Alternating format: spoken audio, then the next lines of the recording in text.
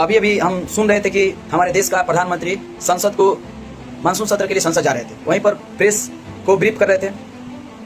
वहां पर ये दो बात कहे, जीव कल्याण और देश कल्याण। क्या हम प्रधानमंत्री से पूछना चाहते हैं कि हमारे देश के जो युवा हैं उनमें जीव नहीं है, वो निर्जीव हैं? और एक और बात, देश कल्याण की बात कर रहे हैं, कौन देश का कल्याण करेगा? आपका ये भ्रष्ट सिस्टम किस मुंह से कहते हैं? कौन से निर्लजता से आपके मुंह से मतलब ये निकल रहा है कि आप देश का कल्याण कीजिएगा? देश के कल्याण करने वाला युवा, देश के कल्याण करने वाला वैज्ञानिक, देश के कल्याण करने वाला शिक्षाविद, सब लोग हंगर स्ट्राइक पर हैं। और आप कह रहे हो हम देश का कल्याण होगा, किस मुंह से? आज आदिवासी, किसान, युवा सब परेशान है आपके सरकार से। पेपर लीक से लेकर भ्रष्टाचार चरम पर है, अफसरशाही बढ़ा हुआ है। आप कह रहे हो कि देश का कल्याण होगा। आप एक लोकतांत्रिक देश में रहते हो, एक लोकतांत्रिक प्रवृत्ति से, एक लोकतांत्रिक सिस्टम से आपको चुना गया है।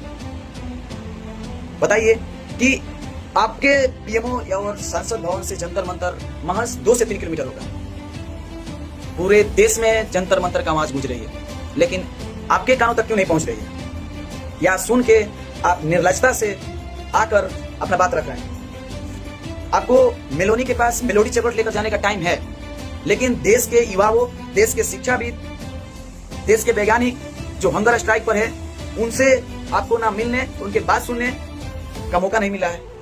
आप किस मुंह से बोल रहे हो कि देश का कल्याण करेंगे, जीव का कल्याण की बात कर रहे हो? है दोस्तों, अब बारी आ गया है कि ऐसे प्रधानमंत्रियों को, ऐसे निर्लज सरकार को इस देश की गद्दी पर रहने का कोई अधिकार नहीं है। जिस ओर जमानी चलती है उस ओर जमाना चलता है, और इस प्रधानमंत्री का औकात दिखाना है। यहाँ डिक्टेटरशिप नहीं, ये लोकतांत्रिक देश है। गद्दी छोड़ना पड़ेगा। जय हिंद, इनकलाब।